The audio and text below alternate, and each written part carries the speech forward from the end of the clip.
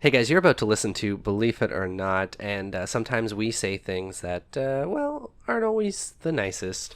Yeah, and sometimes we're not experts either because we just Google this stuff. But you know what? That's okay. Mm-hmm. We're allowed to have opinions, and you're allowed to choose not to listen. And you're allowed to leave angry comments on our Facebook page. Please do. Yeah, but if you do like it, rate us 5 stars on iTunes. And if you don't like it, please rate us 5 stars on iTunes. Because you're a good person. Yeah. I got hymns here. Get 'em while they're holy, fresh from God's brain to your mouth. He's God here in this radio station. Smite me! Almighty smiter! The Bible is black and white. I have such doubts. Get out of here, devil! I'm a god.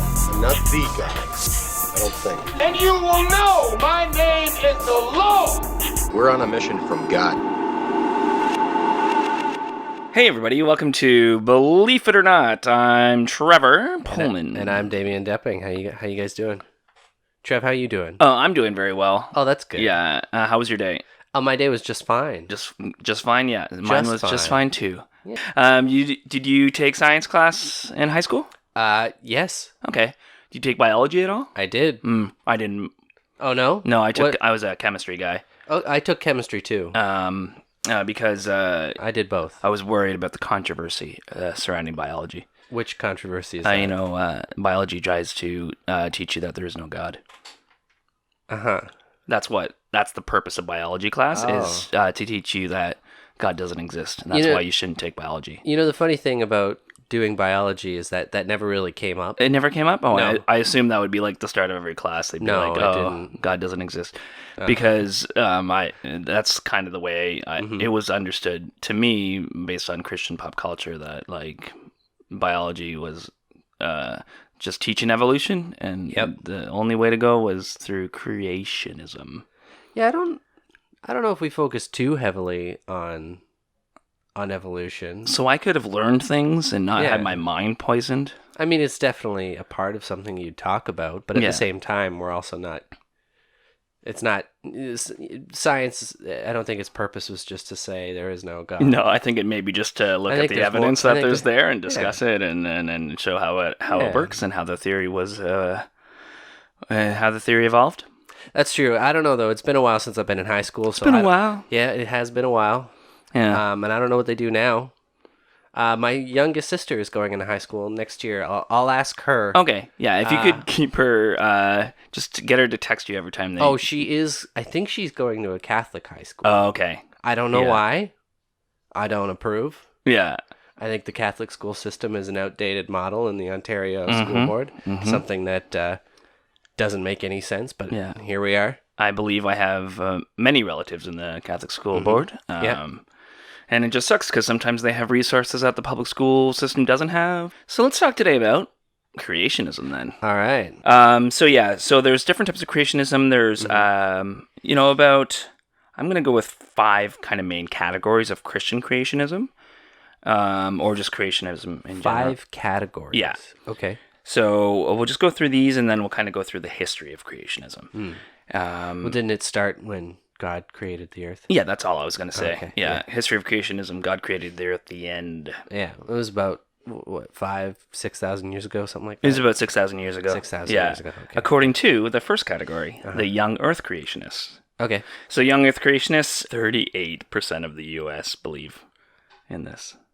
Wow.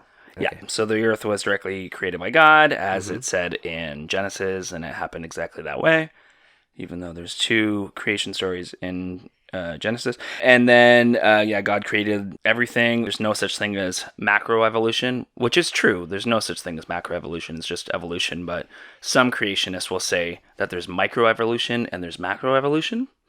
Okay. Which is basically like species to species or just small changes within a species.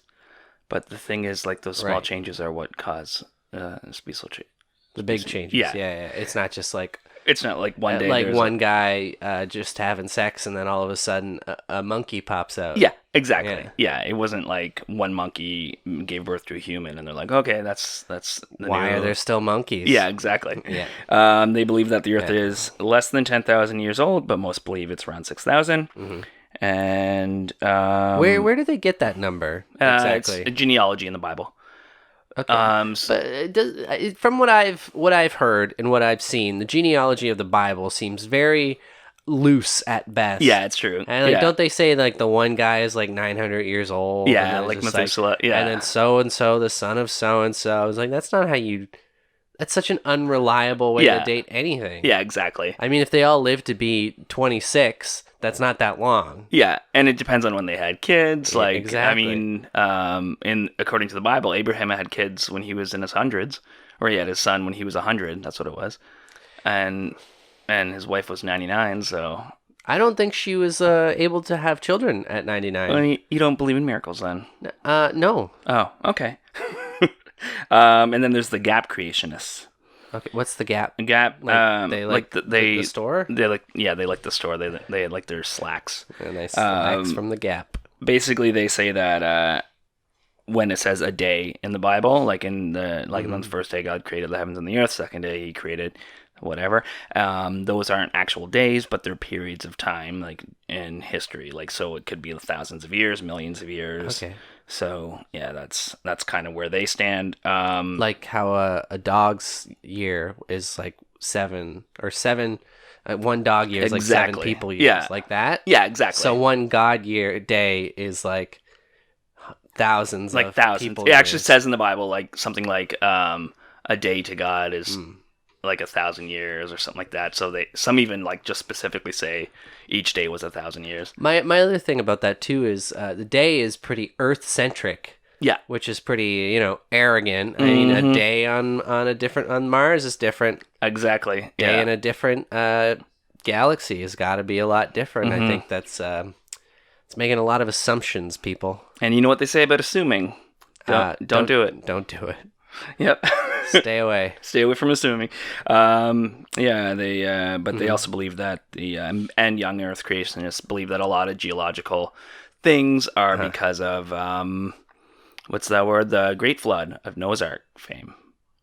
That's not how. Like the Grand Canyon was created by that, and a lot like mountains were formed with the the flood. Right. Yeah.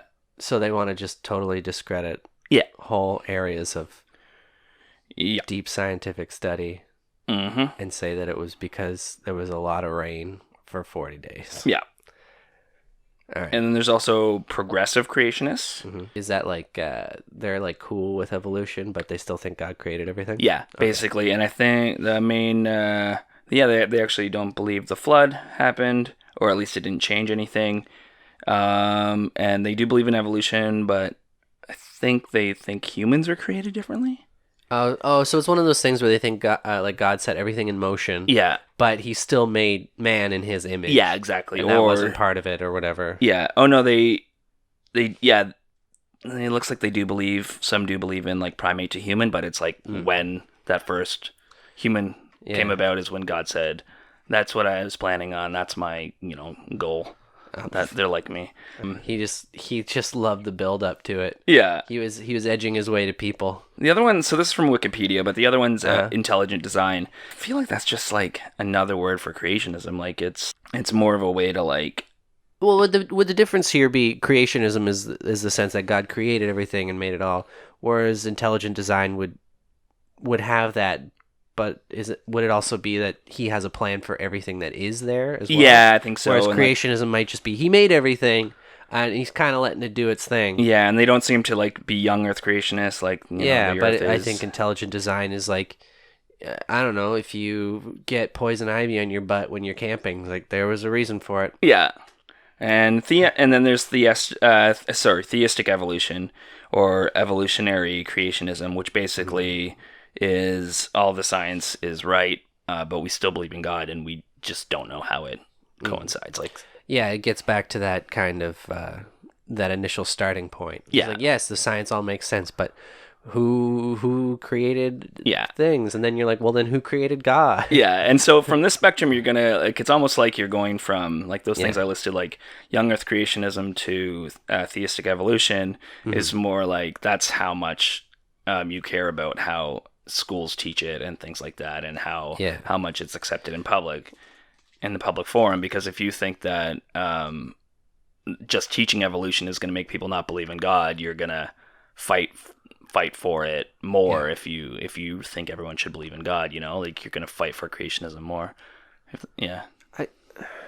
I don't care for the most part what people believe, and you're welcome to your opinions, and you're welcome to all those. I complain a lot about what people believe, but I don't ultimately care what people believe.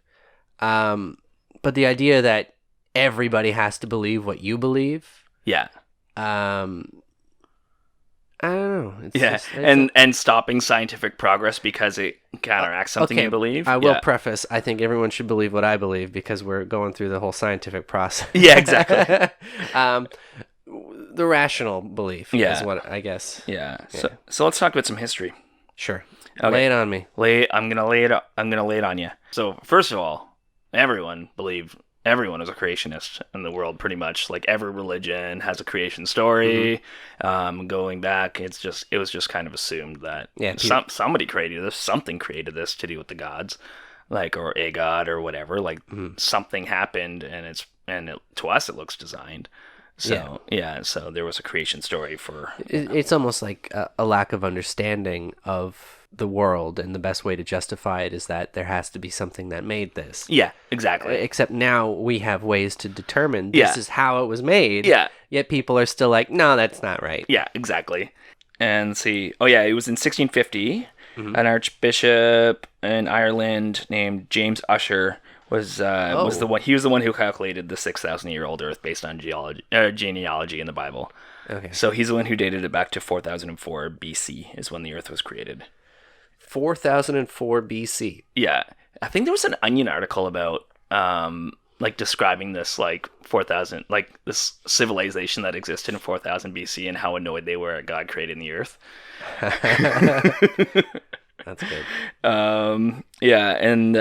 So that's a big like kind of moment for creationists, but within, like, I think the bigger fight for the literal interpretation of the Bible started not in biology but in geology, looking at how the Earth was formed. And like there's a geologist named James Hutton who wrote a paper called Theory of the Earth, and basically showing that like everything we see about the Earth has a natural cause. Mountains have a natural cause. There's a reason for it, and you can trace back all this stuff. Like everything we look at when we look at geology doesn't point to a creator, but points to natural causes. And so there was some pushback on that, but not really in the scientific world, and even a lot of religious people kind of abandoned the 6,000-year-old Earth idea kind of around then, and said, basically like, we don't, maybe this geology is better than genealogy as far as like figuring out how old the Earth is.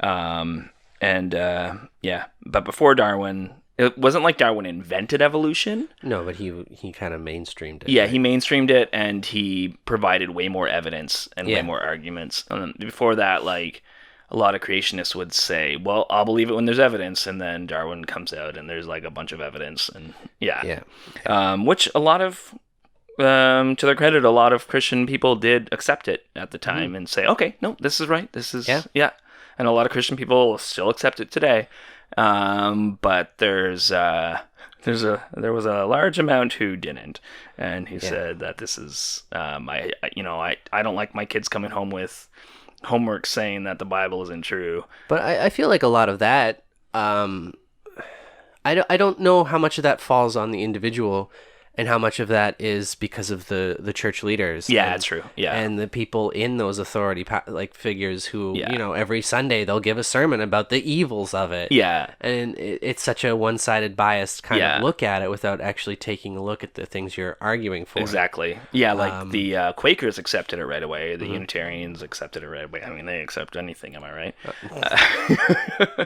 All right. But yeah, like the Presbyterians were big fighters against it, and which is I think that's something that we should probably talk about those kind of like resistance to ideas and church leaders with the kind of sway they have over a community. Yeah. an example I can think of right now would be the sexual ed curriculum in Ontario. That's right. Yeah. And the major pushback from a lot of big Christian groups. Yeah. Where it was just people not understanding and being told that it was bad and that they're teaching children about rape and all this. And it's like, that's not what it is at all. You just don't think for yourself when you're in those kind of group settings where everybody's already agreeing with each other because like higher authority people said something, and then all of a sudden it's like just all the stuff becomes gospel that just isn't there. Becomes a feedback loop where they don't have to do any of their own kind of research into something. Yeah. It's just, it seems to be such an anti-intellectualism or something where you're not being accountable for these beliefs. Yeah, exactly. Yeah. And then moving on into, so Presbyterians, I mentioned them. The American Presbyterians held a conference called the National Bible Conference, and that's where they created an organization called Christian Fundamentalists. And basically they had the 5 fundamentals of Christianity, and one of them was the Bible's literal, inerrant. So out of that came then creationism is the right way and evolution is wrong. So they started fighting for like for it not to be taught in schools and things like that. Aren't there a lot of contradictions in the Bible? Yeah. Yes, very many. A lot of repeated things, and then things that go against things that were just said. Example is one of the most famous Bible stories is David and Goliath. Yep. In another book, it's I think Nathan and Goliath. Oh, he's got like it's just a different guy. Name. They just took this other guy had Bible stories too, but they just liked that story, so they attributed it to David. And it's in the Bible. In the Bible, so it has 2 different attributions in the Bible itself. Can you imagine if you were reading? I don't know what's a famous book. Harry Potter, and then like the 12th chapter, all of a sudden, his name was Douglas Michaels. Yeah, and you're like, what? And then the apologists are like, no, that's just been his name all along. Okay, it's just how do you reconcile saying something is everything in a book is true? Yeah, when there's contradictions in the book itself, large contradictions within the book. I mean, obviously, that's because of the way in which the Bible itself was written. Yeah, by multiple people, sure. and I'm sure translation errors are a big contributing factor to that. But at the same time, you have to be like, there has to be some human error here. Yeah, exactly. We can't necessarily take this all as fact. Yeah, exactly. So let's see. So like around the First World War is when it started becoming more controversial to teach evolution in public schools, and they argue that it was like against church-state separation because they were like pushing against religions by teaching evolution. By it being quote-unquote anti-religion, it was religious. Yeah, exactly. Like they were saying that like if you're saying something that could contradict someone's religion, then that's a violation of church-state separation, basically. That seems to be the opposite of it, I think. Yeah, that's what I think. I think it's even more secular. My thing, when did they start? Do you have that when they started teaching evolution? No, I don't. But it was like, I think it was like right after Darwin, basically. Okay. Like, I mean, I guess it's always going to depend where, too. Yeah, exactly. Like in the UK or the United States. But. Yeah. You want to talk about the Scopes monkey trial or the Scopes trial? Do you know about this? Refresh my memory. It was the trial in Tennessee for the school teacher who taught evolution in school, even though it had been made illegal that year to teach evolution in school. Okay. Yeah, so basically, this guy named John W. Butler was a state representative in Tennessee, and he passed a law, or he pushed a bill through, basically outlawing the teaching of evolution. I'll read a part of the act. It's an act prohibiting the teaching of evolution theory in all universities and other public schools of Tennessee, which are supported in whole or in part by public school funds of the state, and to provide penalties for violations thereof. In universities as well. Yeah. Isn't that insane? So basically, the ACLU, always the hero, just publicly stated, if you break this law, we will pay for your legal funds. So Good for them. And Good then, for them. Yeah, and then they went a step further and talked to Scope, who was a substitute teacher. What was his name? John? No, I didn't even write his name. But they talked to Scope, and he was a public school teacher, a substitute teacher, and asked him if he would like to be involved, and they would represent him if he could admit to breaking this law. Yeah. And the funny thing is, everybody had broken the law because the law just passed, but they still had required textbooks. Yeah, so they're not going to change it mid-semester. Yeah, exactly. Like, so they were required to break the law because they were still required by the law to teach these textbooks. So he's like, I guess I broke the law. I mean, everybody has. Yeah. So eventually he decided to admit to it, and it just became this big public spectacle because... so this was in Dayton, Tennessee, and they wanted the spectacle because they wanted attention brought to their small town. So, and the school board thought it would be good because if this law hadn't been enforced, so if they lose, then the law will be enforced, if they win, then they still get like public attention. Yeah. But if they lose, then the law will still be enforced. And yeah, it was just like a whole thing, right? Like it was kind of benefited everybody in that town. So they brought in. They went to trial. The prosecution brought in the former Secretary of State and former multiple presidential candidate William Jennings Bryan to be their main prosecuting attorney. Like they just wanted like the most famous attorney basically. Yeah. And so then the ACLU brought in one of their main lawyers, one of the most famous lawyers in America at the time, a guy named Clarence Darrow. And it was like huge spectacle. First trial to have like radio announcers allowed in and giving commentary live as it happened on the radio nationally. And there was like reporters from all over the country reporting on it, and I think a big one, I can't remember the newspaper, but he one of the most famous reporters in the States at the time just kept writing articles about these hillbillies and these dumb idiots who were like fighting science. And but the judge didn't like evolution and was a creationist and told the jury that they weren't allowed to make their decision on whether the law was just, but whether or not he broke the law. So technically he did break the law, so the jury only deliberated for 9 minutes, and he was found guilty. And as a result, like they did appeal it, but they lost at the state Supreme Court, and they ruled that it was constitutional to ban evolution. And actually, like throughout the 20s and 30s, no textbooks in the States had any mention of evolution out of fear of like controversy. Wow. So that's like... I guess, when was this trial? That was in 1925. Okay, so this was... All right. Yeah. So, but then let's talk about the law kind of after that. So, 1968, U.S. Supreme Court ruled in Epperson versus Arkansas that forbidding teaching of evolution violated the Establishment Clause of the Constitution, so basically church-state separation. Yep. 1975, Daniel versus Water, U.S. 6 Court appeal struck down Tennessee's equal time bill. So basically, you teach evolution and you teach creationism. Yeah, they're trying to put them both in at the...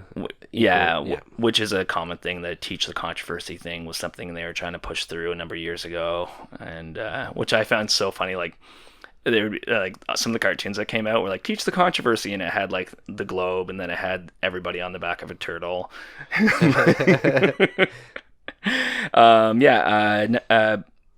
2005 though, U.S. District Court in Pennsylvania ruled on Kitzmiller versus Dover Area School District that intelligent design was religious in nature, form of creationism not scientific, and thus violated the First Amendment. So that's when it really set a precedent for schools. Basically, they just can't teach creationism anymore. Good. Yeah. I don't think that's something that should be. I mean, in a higher education setting, yes. Yeah. But in a public school system, I don't think it's something that belongs there. But. Oh, great. There's always going to be the but. There's an article in The Atlantic called The Evolution of Teaching Creationism in Public Schools. Came out 2 years ago. And it just talks about how how they're doing it now, how creationism is weaseling its way in They're now. finding their way back Yeah, in. and it's under the guise of critical analysis. Critical analysis of what? Most bills that different states pass have to do with calling for critical analysis in class for things like evolution, global warming, and human cloning. So basically, Missouri, Montana, South Dakota, Oklahoma, Alabama, Indiana all passed bills with this type of wording in it. Okay, so is this kind of like something where it's under the guise of that we need to really make sure we see all the angles about this to whether or not this is a real thing, or whether it's an ethical thing. Yeah, and like one of the proponents of one of the guys who writes these bills, and like a lot of these bills are written by activist groups, and then they just kind of give them to senators like rewrite it or congressmen or whatever, and they put it through. But one of the guys who wrote it basically admitted on Facebook that it was to get intelligent design back into schools. Oh, yes. Yeah. It seems pretty apparent. Yeah. And it's insane. And there's another article by Slate, and they talk about just the amount of schools that get public funding for just teaching straight up creationism, and that's basically to do with like the voucher system. What's the voucher system? Voucher system is what's her name, the big Trump's person, the education lady who's really dumb. She's a big proponent of it, but basically it's government funded vouchers so that people can use public money to go to private schools. Oh. Yeah, and it's supposed to help with like overcrowding in schools and stuff, and so you give those to like gifted students so that they can go to private schools, and like this seems like something that is very, very hard to do fairly. Yeah, and I feel like there's going to be a lot of biases here. Yeah, especially like racial and economically. Like yeah, exactly. Yeah, this sounds like a very bad idea. Oh yeah, it's a very bad idea. And a lot of disabled students get these vouchers right now in a lot of districts because it's easier to pay for them to go to private school, I guess, than to equip these schools with like the resources they need for disabled students. I can understand that. So like disabled students are more likely to get taught creationism, and they're teaching a lot more of that stuff at the private schools than they are at the public schools. Okay. Yeah, because a lot of private schools are Christian. Let's talk about some modern proponents of creationism. Ken Ham. Have you seen Ken Ham? No. Yeah. I'm going to look He's it the up. guy who debated Bill Nye the Science Guy a couple years ago. I might have heard about that. He's just he has the Ark Encounter is his newest venture, where it's a life-size model of Noah's Ark, and he has tours saying that dinosaurs were on the Ark and other such things. And he owns or he's the president or CEO of Answers in Genesis, which owns the Ark Encounter and also the Creation Museum. That was the one that did that huge like. It was like the Noah's Ark Museum, right? Yeah, the Ark Encounter, and they got a bunch of like government subsidies and stuff like that and tax breaks, saying that it would bring people to the community, and it's just like been bankrupting the community. Yeah, no shit. And not bringing anyone in. I knew it. Okay, he looks like. Oh man, that beard's a lot. He looks like Michael Shannon playing like an evil Amish kind of guy. Yeah, and then Ray Comfort and Kirk Cameron are other funny ones. Ray Comfort looks like a Tim and Eric character. Yeah, he does. Do you know the guy I'm thinking of? The one guy who's always got that kind of strained look? Yeah. Yeah. And who was the other guy? Kirk Cameron from Growing Pains. Oh, okay. Yeah. You got to watch the Banana Man video if anybody hasn't seen him describing how I showed it to Colin today. We should put a link in the description of that. Yeah. Maybe. And he actually made a documentary about it too, like the guy himself. But basically, he said that bananas were evidence for God's creation because they fit perfectly in your hand. They have a nonstick surface. They're color coded so that you know if it's green, it's not ready. If it's yellow, you can eat it, and if it's black, then you can't. You shouldn't eat it. You should throw it out. And it also has a tab so you can open it. You know what this banana sounds an awful lot like? What's that? a can of Coors Light. Yeah, that's right. With the Rocky Mountain cold symbol on it. It's smooth in the hand. It keeps it fresh. You know when it's cold. It's got a tab on it, so you can open that sucker up. Yeah. Well, he used a Coke can first, and then moved on to the banana. Both of which are, man. Well, yeah, the banana is man engineered. Yeah, exactly. Yes. It used to have giant seeds in it. It used to not be as sweet, and And plantains and stuff, right? Yeah. So he kind of backed down on that, like, no, Yeah, it's great when you build your whole argument on something that has no basis. Yeah, for anything. exactly. Okay. There's a number of other proponents, but we'll move on to some arguments that they make for the creationism. The biggest one, I think, is it's just a theory.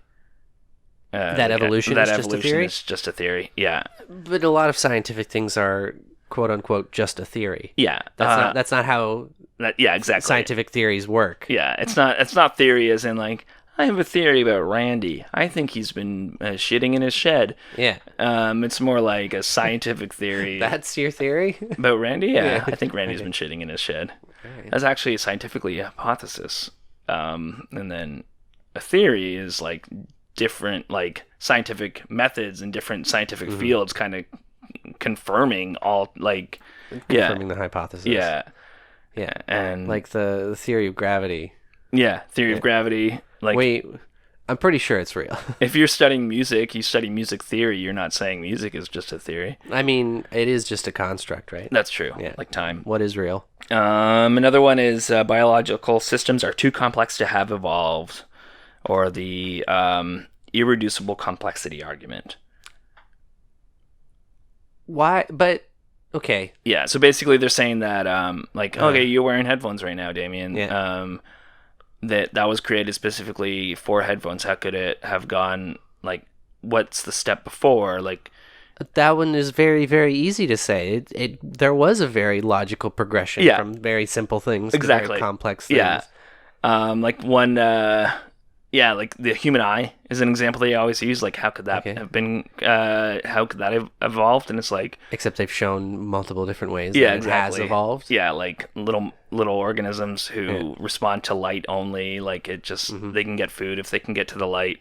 And then that goes into if you can tell like different shade, like different intensities of light, and then it moves on to seeing a few colors or whatever. Like and even just the way that different species' eyes work. Yeah. They're all adapted to the way that they function as creatures too. Like us having front-facing eyes is a big part of it too. Yeah. You know, it allows us like binocular vision where we're able to have depth perception. Yeah. And that comes back to like our hunter-gatherer kind of thing. Yeah. We're able to do that. Or something like a horse with eyes on the side of its head like a big old dummy. Yeah.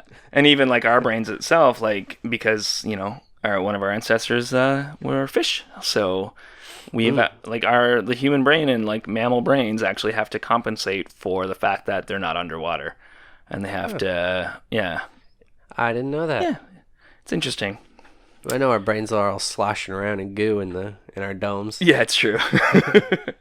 Okay, another one. Basically the same, but it's the watchmaker argument. So basically saying that if you're walking through the woods, you see a watch on the ground, you know that watch had a maker. So why isn't it, when we look at a tree, why don't we assume that tree had a designer? Because the tree's not a watch. Yeah. That would be my... Yeah, exactly. Yeah. And also, like, the guy who invented the first watch got his idea for time from, the sundial, or like... It's just... I don't know. A lot of people now use the second law of thermodynamics to argue that like I can't even remember how the argument goes, but basically actually look up the second law of thermodynamics for us. All right, I'll get that. The second law of thermodynamics states that the total entropy of an isolated system can never decrease over time. So the total entropy can remain constant in ideal cases where the system is in a steady state, equilibrium, or is undergoing a reversible process. In all spontaneous processes, the total entropy always increases and the process is irreversible. The increase in entropy accounts for the irreversibility of natural processes and the asymmetry between future and past. Yeah. So basically, they're saying that because of the second law of thermodynamics, evolution doesn't make sense because it affects the way it changes and things like that. But we're not in a closed system on Earth, so we get the sun and we get energy from the sun and other things. Yeah. So it just doesn't apply. It's just next. Yeah, and there's a number of other ones. A lot of them go down to God of the gaps. I don't understand it, so therefore God did it. You can't explain this, so therefore God did it. And that just gets narrower and narrower as scientific knowledge increases. It's just such a weak stance to have. Yeah. I don't get it, so God did it. Yeah, exactly. That's pretty much it. Yeah. I don't see what the benefit of that is other than not having to do any work for yourself. Yeah, exactly. Yeah, because in the basic thing I've seen so many creationists do this is they draw a circle, they draw a little thing in it, and that's they're this is all of human knowledge based on all of possible human knowledge. So we only know this finite amount. So the chances of God, being in the rest of it is, it's yeah, well, you're the one who has to prove God, not prove that Yeah, I think that's the other thing is that they always put the onus of the burden of proof. Yeah. On the other argument. The actual argument. Yeah, the actual. Yeah. So. That's not how it works. No. But. Yeah. So, any questions about creationism? Creationism? So we talked about Christian today. Yeah. Creationism, no, I mean, it's pretty straightforward. I think it's one of the things that most people have at least a fleeting knowledge of. Yeah. Especially if you follow American pop culture in any way. Yeah, exactly. Yeah. So we'll move on to Christian rock lyric of the bye week. Let's get to it. Okay. Can't you see you're not making Christianity better? You're just making rock and roll worse. Band Jeff Moore and the Distance. Jeff Moore and the Distance. Fun fact about them: I once was at a Christian rock festival, and they started playing. I had never heard them before, and I realized this is the worst band I ever heard, and I left. Wow. Yeah. Okay, so that's a ringing endorsement. Ringing endorsement of Jeff Moore and the Distance. You got your distance from them, that's for sure. The song is called Evolution. ... Redefined. Okay. I was staring through the blackboard, trying to keep from sleeping, doing my very best to hear the subject they were teaching, when to my surprise I couldn't believe my ears. This is what you're looking like this is what you look like back a million years. Your uncle was a monkey. He was swinging through the trees. He lived on green bananas. His arms swung to his knees. He spoke such conviction, it really made me think, maybe my teacher, he's the missing link. He said, I believe in evolution. Ask me no questions. I'll tell you no lies. It's the only possible solution. Big Bang fiction that we factualize. Oh, jeez. Okay, so this brings up two things that we didn't talk about. One, why is it bad that our biological ancestors were to simplify it, monkeys? Because that's not exactly how everything because worked. I was created in God's image, not a monkey's image.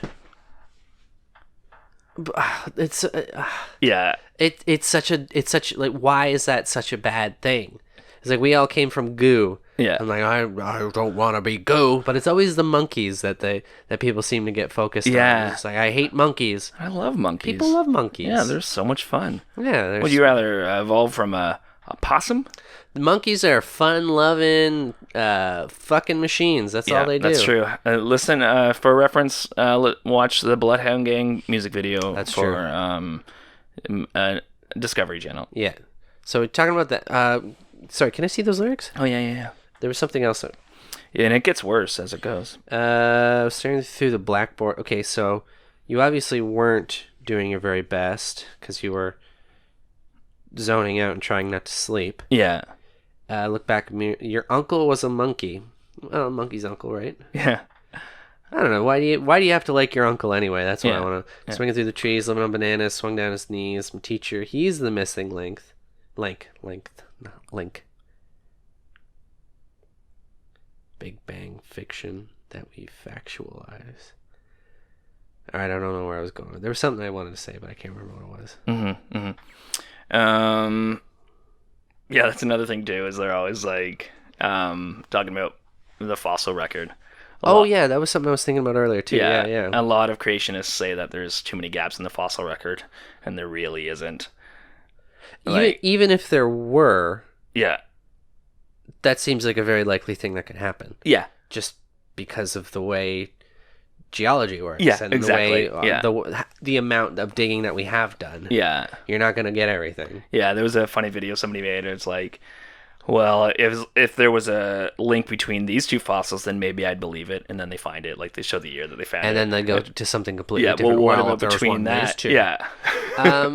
My thing with that, sorry, this was something that we should come back to. I forgot about that. Something like, say, dinosaurs or something like, because some believe that dinosaurs were around with people too, right? Yeah, they do. Which is crazy. And then other people think that the fossils were put there by the devil, don't they? Yeah, and that's, yeah. The devil put dinosaur bones there to test your faith or something? Yeah, another one was... Why would he do that? That don't seems know. like... What a fucked up thing to do Yeah. as someone who should be like an all-powerful, all-knowing, benevolent deity. Yeah. And all he's doing is trying to fuck with you and make you doubt that he exists. Yeah, I can't remember the guy's name. I think Ken Miller was his name. Yeah, I think that's right. Ken Miller is a scientist, and he's a Catholic, but he was he testified in a trial. I think it was the 2005 one. But one of his arguments was like the DNA evidence and how you can see where like this one primate gene fused when like to create the human DNA, and how like that there's like like that, how strong that evidence is, and the only way that creationism would make sense in this regard, even though he believes in God, like the only way you can say that we didn't evolve from apes was to say that God put that in there to trick us. And he's like, I don't pray to a liar, so that's the thing. Like, why would the deity, like, why would he do that? Yeah, exactly. Or why would they, I guess, do that? Yeah. Not he. So Yeah. I'm not gonna gender the Lord. That's right. Yeah. I guess they do, though. They do that, don't they? Yeah, A lot of it's times. pretty gendered, yeah. So, Yeah. sorry. I've just been conditioned to do it. I didn't mean to. A side note, but like the church is often referred to as she, and then Is it really? Yeah, and then God's often referred to as he. Okay. And there was a hymn we were singing that was mentioned in the church, and it said she. And this guy at my church got so mad about it because he thought they were referencing God by saying she, that he like the first thing he did was hit his kids and like on the shoulder and like, don't sing along, and then he complained about it. But it was yeah, it was great. So the whole thing go down. Anyways, I think that's all. Yeah, that's it for this week. A little bit of a longer episode, but Hey, that's you know what? We got to talk about a few things. Yeah. I think this was an important one that we should have got to, yeah, and we did. and we did it. If there's anything you think we're leaving out, or maybe should go into more detail, let us know. Yeah, and prove us wrong. Maybe Prove us wrong. Yeah. If you can prove creationism, we'll listen. We'll try. We'll try. We'll stare at that blackboard, trying not to sleep. Yeah, exactly. Hashtag Jeff Moore in the distance. Yeah. Bye, everybody. Goodbye. Work, Sky Moon.